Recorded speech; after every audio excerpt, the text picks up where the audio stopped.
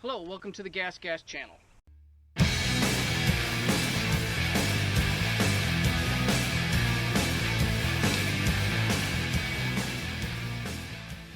My name is Chad Cooper.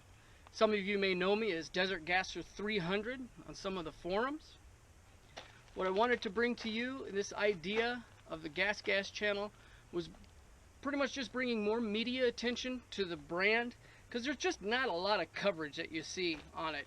I mean, there's a few videos that people have put out, but there's just not a lot of how-tos or modifications that you can do for your bike. There's just not a whole lot of coverage for GasGas and their bikes. Everybody knows about the trials bikes, but their enduro bikes, I believe, are a bit underrated. Their reputation has been for really tight woods and gnarly terrain, which that is absolutely their element. These bikes will shine. The worse it gets, the more these bikes will work. And that's just what they're made for. But out here in the deserts of southern Arizona, which is where I'm at, just south of the city of Maricopa, my bike has been probably one of the more fantastic desert bikes that I've ever owned. With the few modifications that I've done to it, it has really shined. And I want to bring that to you, because a lot of people don't think they make good desert bikes, but with some tweaks and some few engine modifications, they really do. I'm able to keep up with my buddy's 2013 KX450S. Yeah, he has fuel injection, and it's a big 4-stroke, but I've tweaked my bike a bit to rev faster and get a little bit more out of that top end, and it does keep up with him. I can make him sweat. I don't know if I'd pass him in a dead-out flat race. I haven't yet tried it. So my idea behind this is I want to bring to you things that I've done to my bike. I've done a lot of modifications. I've done some hop-ups. I've put some bling on it. And I just want to bring you some plain old riding videos and basically living with your GasGas. Now, this channel is more aimed at the owner for GasGas who already has one but can't find a lot of information out there. But I hope some of you will tune in that are maybe looking at GasGas in the future as a future purchase. I tell you what, you can't go wrong, and you'd really be missing out if you didn't even go just ride a GasGas. One thing I really don't want to do with this channel is it's really hard to compare bikes against one another. I see guys comparing Hondas and Yamis and KTMs and Huskies. We all know what a KTM and a Husky really is. I mean, come on, you don't have to really say it. But they compare the bikes. But what I've found out, the only bike that is good for you is the bike that you like. It's the bike that you can get on and you just enjoy riding it. It puts a smile on your face and may even frustrate you at times. But when you get done at the end of the day, you're happy you have it.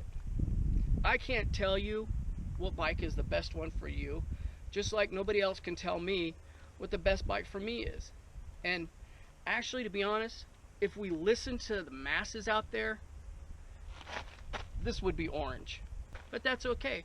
And they're not bad bikes. I'm not here to slam on any bikes. I'm not here to slam on any brands. To be honest, the owners of some of the brands, maybe, who knows. We might touch on that. But I really don't want to start slamming other brands of bikes, because you know what? They're bikes. And the best thing for us as consumers is to have a variety of things that we can choose from. I've chosen GasGas. This is my third GasGas. This is a 2012. I put 2014 plastics on it instead of spending another 8-9 grand on a new bike, which is pretty much almost the same. I've just gone and spent a few $100 on new plastics and graphics just to give it a facelift. It's a lot cheaper that way for me. Now, my first GasGas was a 1997 EC250. I still have it. And that's the old counterbalanced motor. It really feels electric. I wish GasGas stuck with those. It doesn't rev really fast, but when it does rev and it gets going, it's just an awesome bike. It's now my wife's bike. And I'll go over that bike in some future videos of what I've done to it to really make it a good bike for my wife. She's a bit shorter than I am, so I've had to do some work on the suspension. And I'll go over tuners, how to pick a good tuner. I'm going to go over videos on how to do some mods, what I've done to my motor, in my crank and a crank balancer, which I've gotten rid of. So I'll go over all that in future videos. I'm basically, in this next video that I'm going to show you, if you stay tuned, I'm actually just going to change oil in the GasGas. But I'm going to go over that, and I'm going to show you what I've done, and a funnel that I've modified for that purpose. And it just makes it really easy. But stay tuned, we're going to change the oil in this GasGas. And I'm going to make you watch the whole thing. Okay, what you want to do first is you want to start your bike, warm it up for about 10 minutes, which I've already done. Remove the skid plate. I think you can do it without the skid plate, without taking it off, but I always take it off. Gives me a chance to clean up all the gook that's on it. It comes out of the power valve. Okay, first thing you want to do is open this tiny, ridiculous little inlet for the oil fill on the GasGas.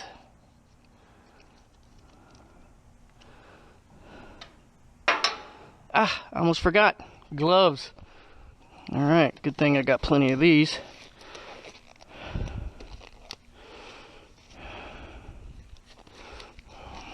Don't want to get your little hands dirty. Alright, remove that plug. Then you want to go underneath, remove the drain plug on the GasGas, on the bike itself. Alright, got my matrix oil drain container.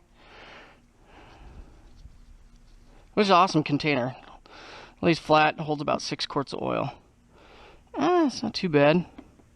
I like to change my oil about every 15 hours, whether it really needs it or not, whether I've done any hard riding.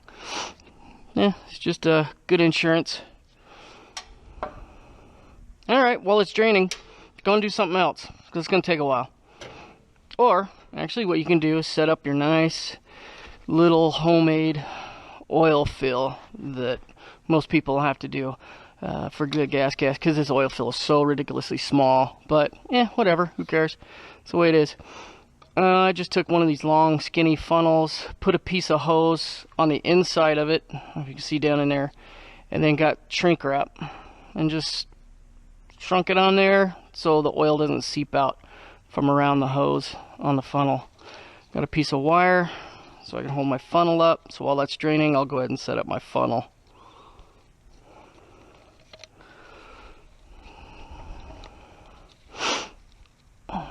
I just strap it around part of the frame, lock it in there. Ta-da! Just like so. Not a big deal. Make sure it's in there tight.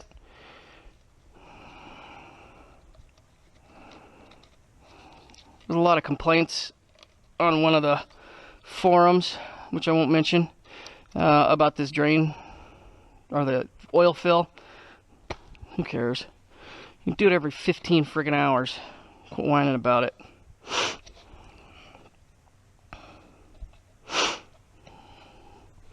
Alright, still got oil draining out. I always like to kind of tip the bike over a little bit. You can see I got a little bit more oil out of it.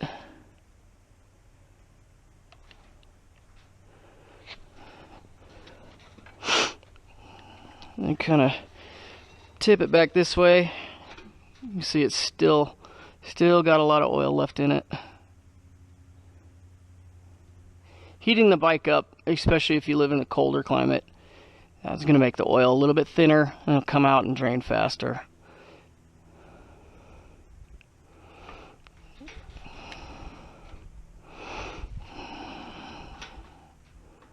Alright, actually looks pretty good.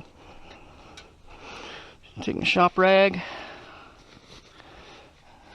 and just want to wipe off that oil drain hole right there. Wipe it off real good. Ugh, it's dirty.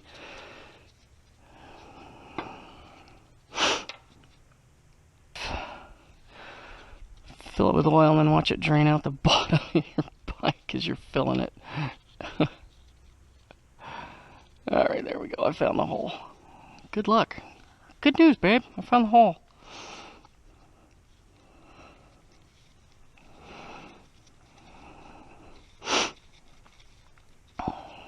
Alright. Quick tight. There you go. Alright.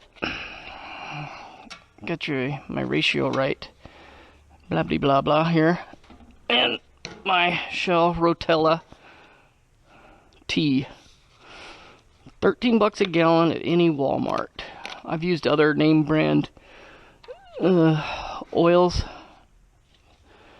you know, like Bel-Ray and Maxim or whatever that stuff is, and it always seemed to make my clutch real sticky when the bike would get hot. I know people have used ATF fluid, the ATF to automatic transmission fluid. I've never tried it, but honestly, I hate the way that stuff smells.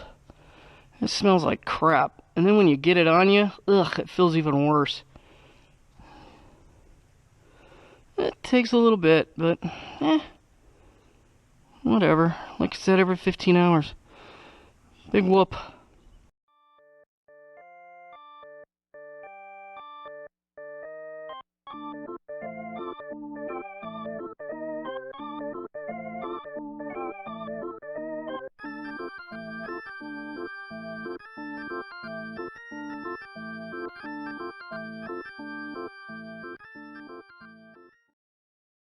Alright. Like I said, you're sticking with me until the job's done. And it's almost done. So, don't fret. Don't get too bored.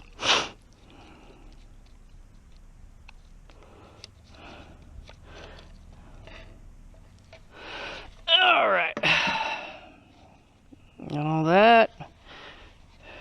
I'll put our drain plug back in, and then I'll let you guys go.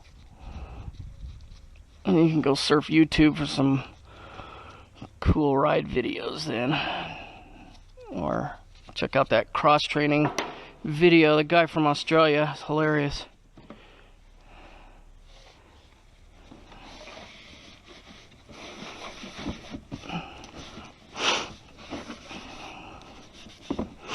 Alright, you nerds, you're free to go. Oh, wait a minute. I promised I'd show you this ridiculous setup I had on my head to get these camera angles, or these shots. Hey, thanks for tuning in. Glad you stuck with me. Stick around for more videos from the GasGas channel. See, I told you it was ridiculous. It's kind of stupid. It got the job done, didn't it? Serious GoPro.